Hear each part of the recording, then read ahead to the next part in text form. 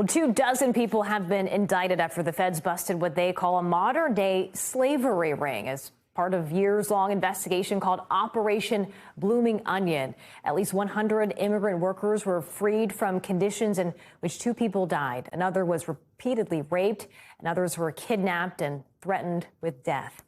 NBC News reporter Daniella Silva joins me now. Danielle, this allegedly happened at farms in southern Georgia. The Justice Department says exploitation of the workers included being required to dig onions with their bare hands, paid 20 cents for each bucket harvested, and threatened with guns and violence to keep them in line. The workers were held in cramped, unsanitary quarters and fenced work camps with little or no food, limited plumbing, and without safe water. When you hear that, obviously extremely disturbing. What else did the feds find? Thank you for having me. Officials told me and my colleague Phil McCausland that this is one of the country's largest human trafficking and visa fraud investigations. Investigators say that for years, these individuals brought Mexican and Central American immigrants to the U.S. under false pretenses and forced them to work in brutal conditions. And as you said, 2 people allegedly died under those conditions and others faced violence and threats of violence. Danielle, the DOJ says the ring's organizers took advantage of a migrant visa program to bring these workers to the U.S. How did they exactly do that? Is there some sort of loophole there? Right. So investigators say the migrants were brought to the U.S. under the federal visa program for guest farm workers, known as the H-2A visa.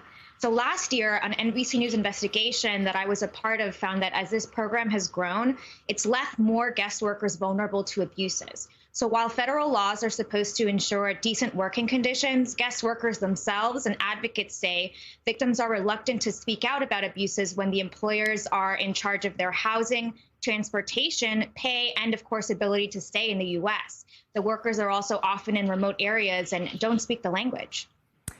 We mentioned dozens have been indicted in this case. So what are some of the charges that they're facing, and could they be facing prison time? Yes, so the charges in this case are related to forced labor, mail fraud, money laundering, and conspiracy to commit such crimes. And defendants face charges that can carry up to a life sentence. Danielle, you write that this operation is part of a new immigration enforcement effort by ICE. So what's different about it? Right. So ICE said this investigation shows a shift to a focus on cracking down on bad employers who are exploiting people because of their immigration status through such brutal work conditions, lack of payment, and other abuse in order to maximize profits.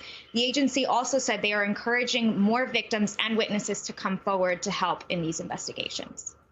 All right, Daniella Silva, appreciate your insights. Thank you. Thanks for watching our YouTube channel. Follow today's top stories and breaking news by downloading the NBC News app.